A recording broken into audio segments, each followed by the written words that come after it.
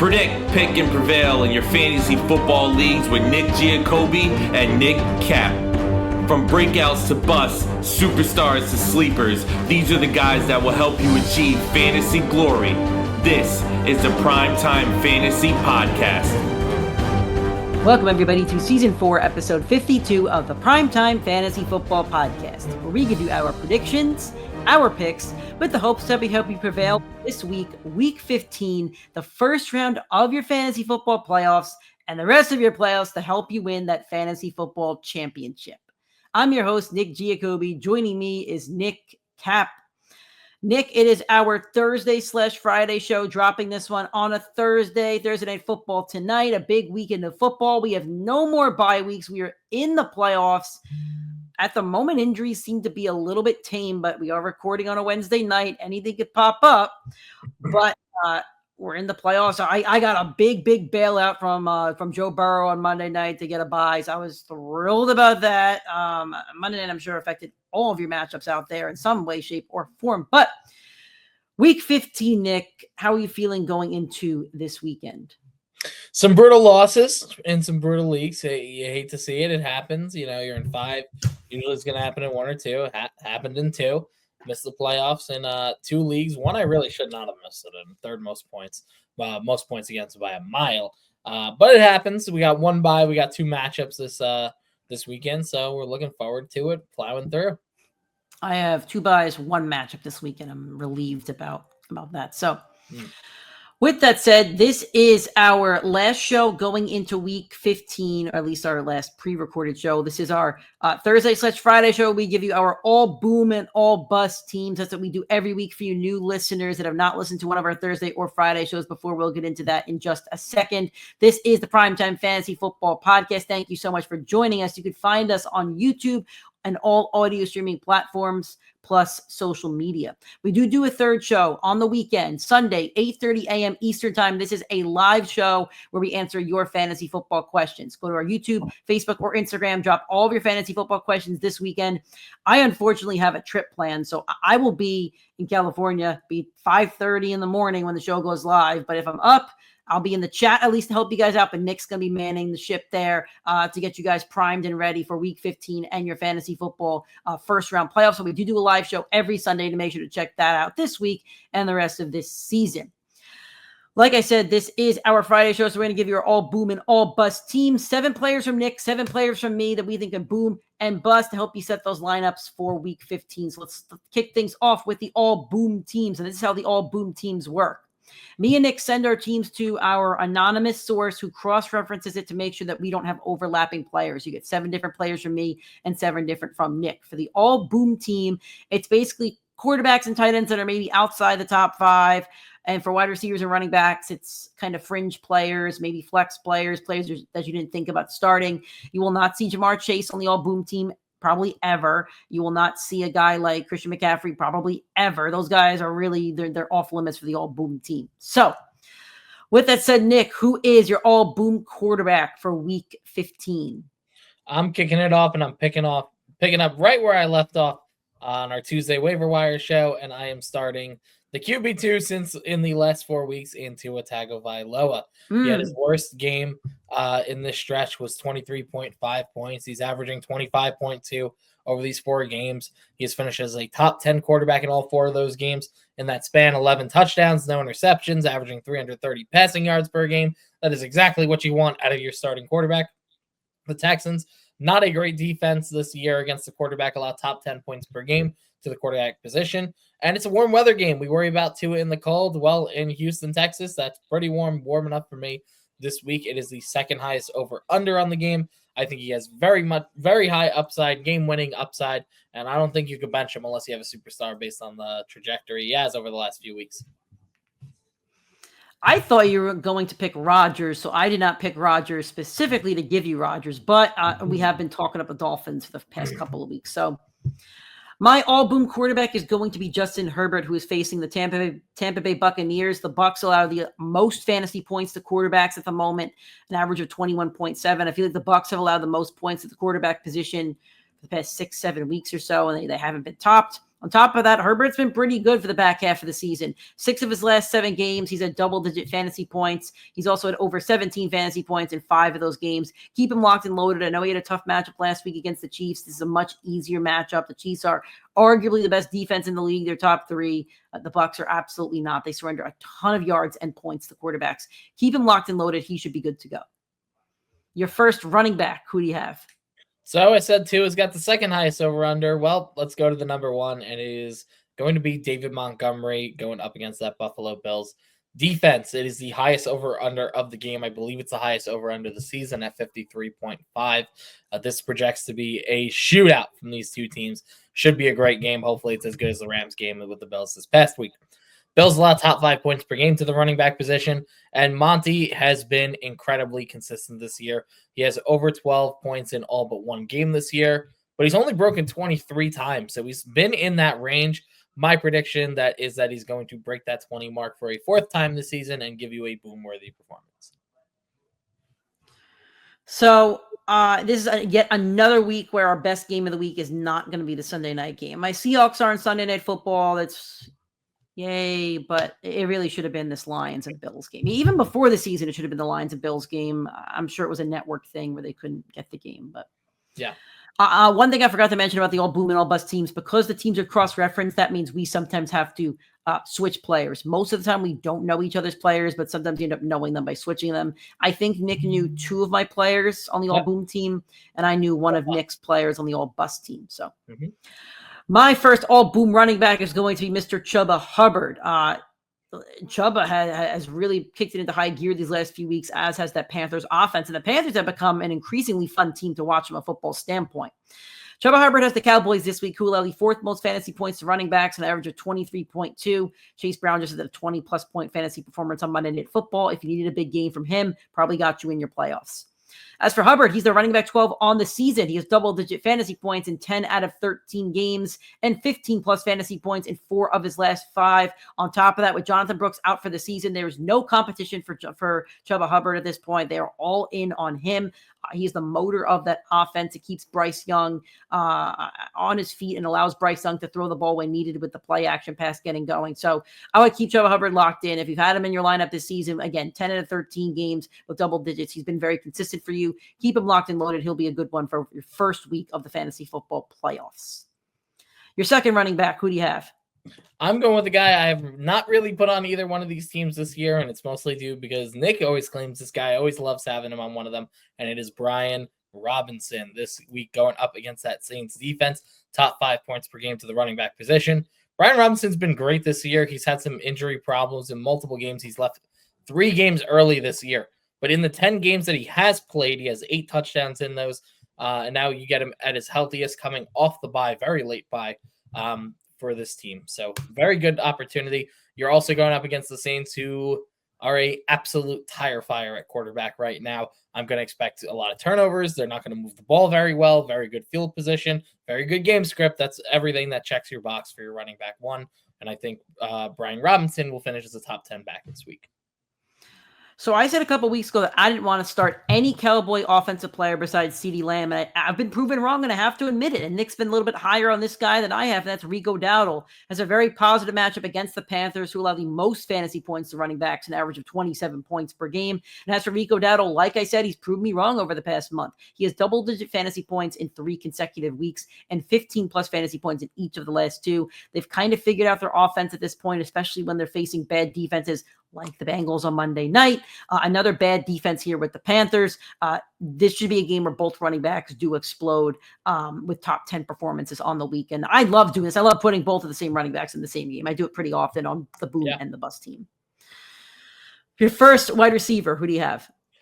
I'm going with a guy that, again, picking up where I left off on Tuesday, someone I hinted at a lot that would be on this team, in Devontae Adams. His last 5 games, 22, 9, 13, 18, and 26. Now, some of those numbers are a little low in the 9 and 13, 22, 18, 26, very solid games. Here's what his target share has been across those: 11, 13, 7, 12, and 11. 12 and 11 the last 2 games, both after the bye week. Very, very solid from him. Now you go into Jacksonville, a team that is one of the worst defenses, I believe, top 2 in points allowed to the wide receivers. I predicted a lot of these guys finish in the top 10. I think Davante Adams is going to finish in the top 5. I think he's going to absolutely dominate for fantasy this week. I think he's absolutely going to win some people some money this playoff run. I think he is in the perfect situation with a great schedule for himself, and the target share, the workload, it has been fantastic. And I think the momentum really continues here, but really kicks off to an MVP type performance for the last 3 games. And another one that I thought you were going to take, so I actually left him be. I didn't even put him on my team, so why? Thank you. Okay, I have Jalen Waddle. You didn't get a stack over there. We could have had a stack here, but Jalen Waddle facing the Texans, who allow the 4th most fantasy points, 2 wide receivers, an average of 30.8 per game. And again, as for Waddle, he's produced in the last couple of weeks. It's a trend that I have for you guys with the All Boom team. Double digits in 3 consecutive weeks, with 2 of those games being over 20. Waddle has really emerged as a reliable pass catcher in this offense. Jonnu Smith's very playable as well. Tyreek, obviously, all your Dolphins should be played going forward. With Tua in there, they're all very playable, and each Dolphin has a chance to explode every single week with Tua. So like that, well, like I said, keep Waddle locked and loaded. Nick told you to trade for Waddle weeks ago, said he's a great addition for your roster for the playoffs. If you traded for him like I did, let's see if you reap the benefits. Now, my team with Waddle's actually on bye, so it doesn't actually matter what Waddle does for me this week, but we'll see how he does still. Your second wide receiver, who do you have? I have Davante Adams' former partner in crime in Jacoby Myers. Ever since Davante got out of there, Myers has been great. Since week 8, he is the wide receiver 16 in that from week 8 through now. In that span, here are his performances: 17, 19, 9, 22, 16, and 4. The target share since Davante left: 9, 10, 9, 7, 11, and 6.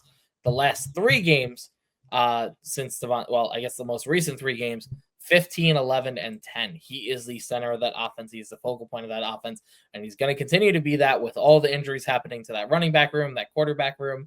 It's going to constantly be game script past the wide receiver 1, and that is Jacoby Myers.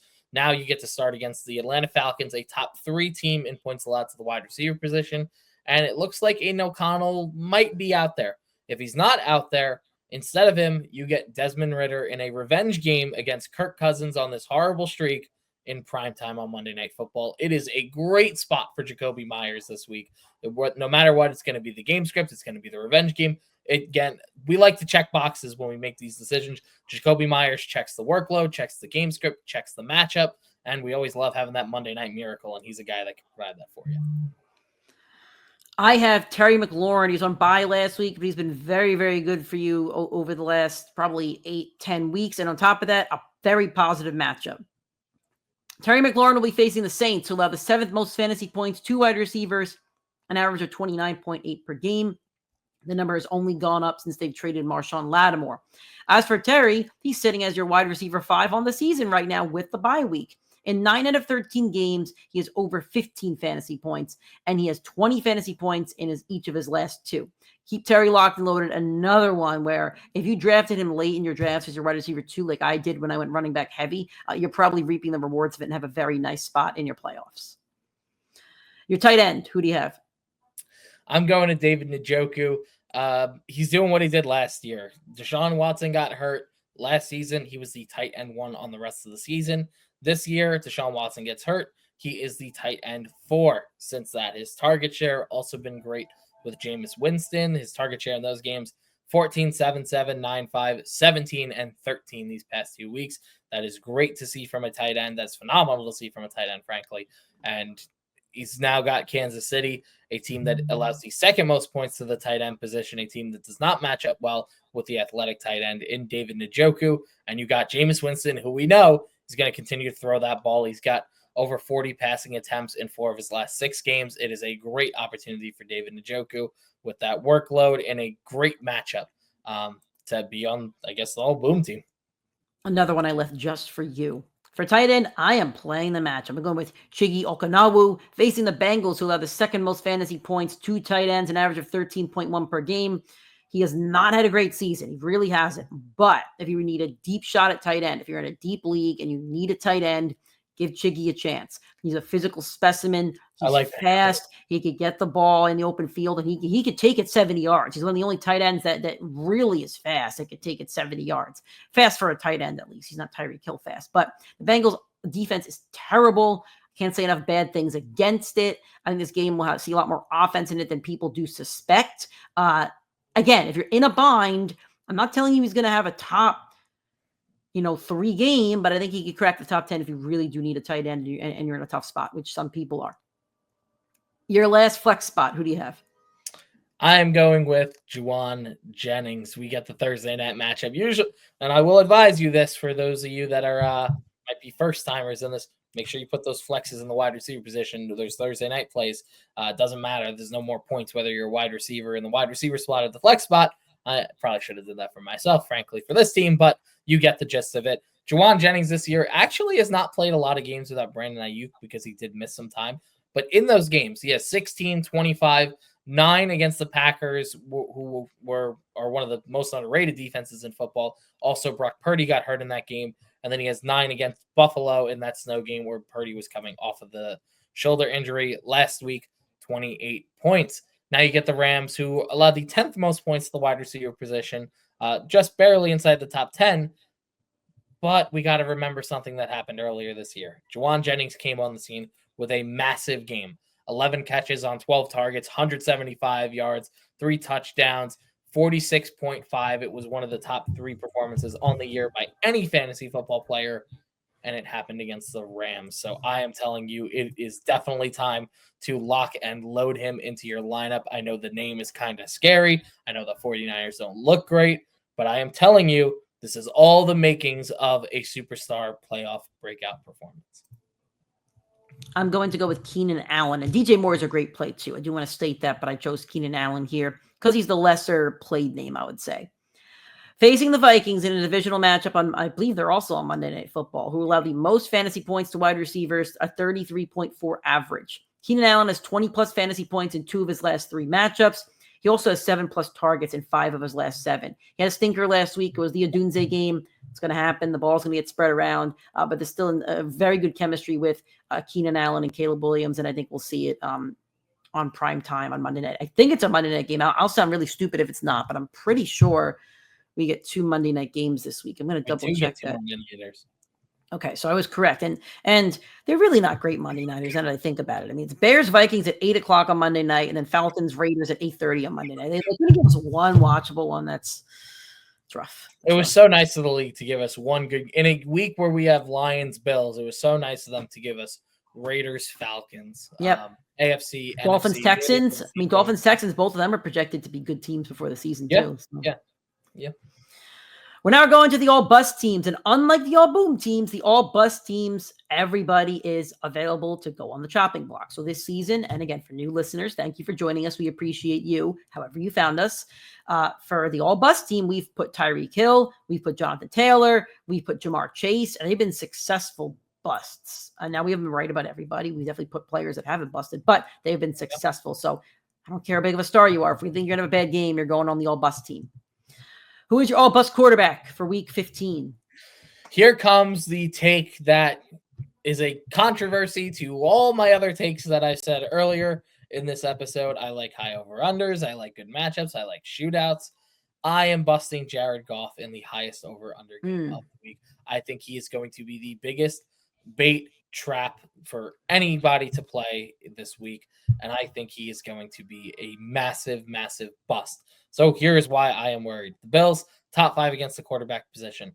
Bills, I mentioned it with David Montgomery, not good against the running back position, and that is something that the Lions do better than any team in the league. They got the best running back duo, 1-2 punch, Sonic and Knuckles over there. We do like those. Not my favorite tandem of all time. That would be the teacup and the teapot. My boy Nick knows what I'm talking about over here. But we are going to talk about that Bills defense. They got absolutely embarrassed and routed last week by the Rams. I don't think that's going to happen again. I think they show up. The last 7 games for Jared Goff, he's only finished in the top 15 twice. He has been a lot riskier of a player than I think people give him credit for. He is projected this game by Vegas to put up 253 yards and the over-under on his touchdowns is 1.5. Over-under on interceptions, just like every week, is 0.5. Let's say that he hit all the overs on that game just by 1. That would give him 18 fantasy points. That is not good enough for your fantasy football playoffs when you have 32 teams playing. You have 32 quarterbacks. There is no buys. There is no reason to force him out there to your lineup. I think the playoff spot is very bad for him. I do not think he is going to be the superstar that you're hoping for. I know he's on this MVP campaign. I don't think this is the week to prove it. I think the Bills are going to get the upset victory, and I think this game is going to be a lot lower scoring than most would project. And I think the way that the Lions will compete and will beat the Bills, if they do, is going to be entirely on the ground. We've watched Jared Goff have 3 games this year with 0 touchdowns, and they all came in games where they just handed the ball to the 2 backs. I'm going to go with CJ Stroud, somebody Nick was all over busting at the beginning of the season, facing the Dolphins, who allow the second fewest fantasy points to quarterbacks, a 13.9 average. Stroud has really not been good this year. He's your quarterback 19, basically the biggest quarterback bust of the season, I think. He was drafted, Anthony Richardson. He was drafted as a quarterback 6 or 7, and now he's quarterback 19. In 8 out of 13 games played, he is under 15 points. He hasn't cracked 20 points since week 4, and that's the only week he's cracked 20 points. He's been a complete bust, and I would keep him. I would bench him this week. If you have a better option, I actually would bench him this week. Yeah. Your first running back bust, who do you have? I'm going with DeAndre Swift, a guy that Nick wanted on the team that I was able to sneak away over to my side of the ball. But Nick, thank you for sending me over some notes for it. So here's what we got. The Vikings allow the 3rd least points to the running back position. In 4 of his last 5 games, they've been under double-digit fantasy points. Since Shane Waldron got fired, he went from averaging 16 carries per game down to 12. That doesn't seem significant, but it does for a guy that's Mr. kind of breakaway more. He's not going to be between the tackles getting you touchdowns. That's not the kind of way they go east and west to move vertical with DeAndre Swift. That basically means they try to bounce to the outside. They're not going to go between the tackles with him. They're going to give that to Roshan. He only has 1 touchdown since Shane Waldron has been fired. He's a very inefficient runner. I said that to the first 3 games, and I kind of cursed him for the rest of the year against what I said. I said I think he is the worst NFL player that gets significant share and gets significant recognition from the fans.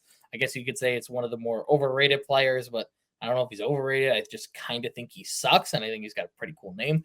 I still feel the same exact way, and I think without Shane Waldron there, who did love to run the ball with him so much, I do think that we've seen the workload deteriorate, and I do not like him in matchups like this. My first one is going to be Nick Chubb, facing the Chiefs every single week. One of my favorite things to do is to bust the running back that faces the Chiefs, and then also the one that faces the Lions. James Cook is not on my team, though. Spoiler alert. But Nick Chubb's facing the Chiefs. Chiefs allow the fewest fantasy points to running backs, an average of 13.1. They've held Derrick Henry to a low. They've held a bunch of running backs to a low this season that we've talked about over weeks. And as for Chubb, again, just like the all boom team, the all bust team is a trend. He has not played well this season. He's under 15 fantasy points in 5 out of 7 games that he's played. Jerome Ford is healthy now and has cut into his snaps a little bit. I would keep Chubb on the bench this week if you can. Your second running back bust, who do you have? Well, you mentioned the name, so I might as well jump down to my flex spot, and that is James Cook going up against the Detroit Lions, second least amount of points allowed to the running back position. They decimate running backs. There's only been 1 running back this season to really give him a beat down. Is it Aaron Jones? That was Josh Jacobs last week, where he put up 24.6 or 24.7 points. Like 3 touchdowns or something, right? 2-3 touchdowns. He had 3 touchdowns, all from the 1-yard line. That's the way he got it done. He didn't get a single catch in the game. I believe he had 66 yards on the ground. So there you go. That gives it to you. But here's the problem with James Cook, and something that I think is going to be more of a trend for your playoffs than you might want to think. The last 3 games, they've been running back by committee. His snap share in those 3 games, 37%, 45%, 45%. Every other game this year, he only had 1 game under 55%. The 1 game he had under 55%, he got pulled early where he finished as a top 3 running back in that game. Now, the touchdown upside is tremendous in this game because it is the highest over-under of the week. But the touchdown upside was there for Josh Allen last week. They gave it all the time to him when it got close. He took the ball. He ran it in against that tough defense. The same thing is going to happen against the Detroit Lions. So here's kind of what the situation looks like.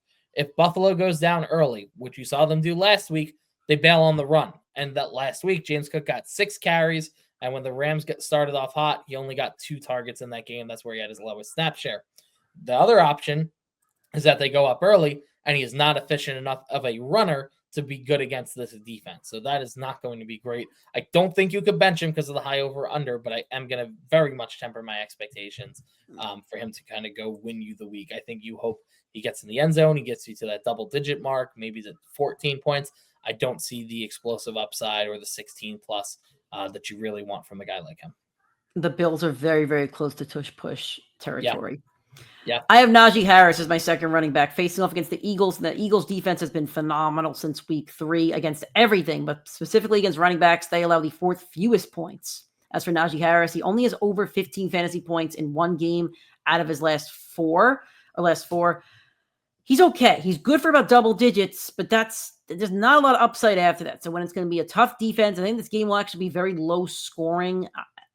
Temper expectations. You probably have to play him. I don't think he gets under 10. I think he's right around somewhere between 9 to 12. And that's not going to win you a week in a week that you need a win. So look at your roster, look at your projections, but this is the Sunday night game as well. So you could actually make an audible if you wanted to, but just temper the expectations. Your first wide receiver, who do you have? I am going to bust somebody on Nick's beloved Seahawks, and it is DK Metcalf. Yep. There's a new buck in town. Nick talked about it on Tuesday. Feel free to jump in and talk about it some more if you'd like. But JSN is the new primary leader in that clubhouse. Well, before you get into your take, and I agree with your take, I watched a little bit of the film on Twitter that a couple Seahawks guys I follow break down the film. Arizona was converting 2 or 3 players over to DK. And I think that a lot of teams are doing that, which is opening up the field for JSN now. Unfortunately, DK does not get fantasy points for being a great teammate and taking defenders away. But I do want to know, DK isn't playing bad. He's just getting double teamed, and Gino's throwing the ball to JSN who's wide open, or Charbonnet's getting a good look, or Lockett even. So I do want to note that DK is not a bad football player. He's not playing bad, but he is garnering so much attention that it is causing a lot of open holes. Now, with JSN playing lights out over the past 6 weeks, I wonder if defenses do start to adjust, and maybe that does open things up for DK, but I'll let Nick speak.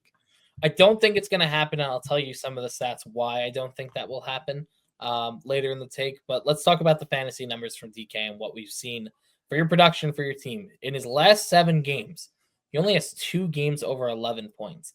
That's bust territory for a guy drafted in the 3rd round of your fantasy draft. He only has 3 games this year over 7 targets. He only has 1 touchdown. He has been not great over the last 7 games. It's not been fantastic for him. Now he goes up against Green Bay, one of the best defenses in football, a team that forces turnovers.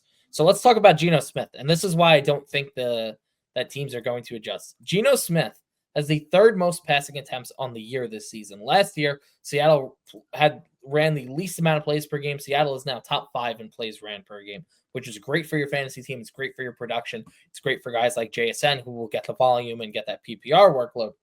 Here's the problem. With that, he only has 14 touchdowns and 12 interceptions this year. That is a horrible touchdown to interception ratio, especially when you're throwing the ball at the insane clip that they are. Now you go up against Green Bay, a team that has been running the ball and managing the clock for the back half of the year. A team that just hands the ball to Josh Jacobs, says, go pick up 4 yards here, 5 yards here, do it 2-3 times in a row, and we will run the clock and manage the ball. You're going to see from Seattle a little bit more of what you saw last year, where I don't think they're going to get 65, 70 plays in a singular game. I think they're going to be closer to 40 to 45 in this game, which is where they finished the year last year, which is not very good and not good for your fantasy team. So I actually am benching DK in a league this week. I have the depth to be able to do it. I don't think a lot of people do, but I think he is bench worthy from a lot of these factors. You're going to need that explosive touchdown from him, which he can do in a singular play. But I just do not think that is the team that they have this year. I don't think that's the offense they run. Nick talked about it a little bit. I think JSN is going to be that new buck in town and the new number 1 target for Geno the rest of the way. Yeah, unfortunately, I'm not in a position to bench DK in our league. That is unfortunate. So, All right, on my first one, I am putting the bus tag on Justin Jefferson. And that doesn't mean that Justin Jefferson is going to have a bad game, but Justin Jefferson right now, I want to read his average off because this is really what it comes down to. Justin Jefferson is your wide receiver 2 on the season with an average of 18.1 fantasy points. He is 4th in average behind Jamar Chase, Nico Collins, Puka Nacua, and Cooper Kupp. So what I'm telling you is I don't think he hits that 18.1 number, and here's why. Facing the Bears, who allow the second fewest fantasy points, 2 wide receivers, an average of 23.4. I know Juwan Jennings went nuts last week. Deebo Samuel did not. When Jefferson faced the Bears in week 12, he only had 4.7 fantasy points. It's the lowest game of the season from Jefferson. He's only had 2 games under 14. This is the other one was like 9.8. This is arguably his lowest. And I think the Bears know how to guard him. Jefferson did not face them last year. He faced the Bears in 2022 and had a stinker in week 16, I believe, but he did blow the top off of them like week 4 or 5. But again, that's a long time ago. So Jefferson has not had a good game against this Bears defense in like 2 years. Could happen. He's super duper talented. You don't bench him. This is not a guy you bench in your fantasy playoffs. Not a chance.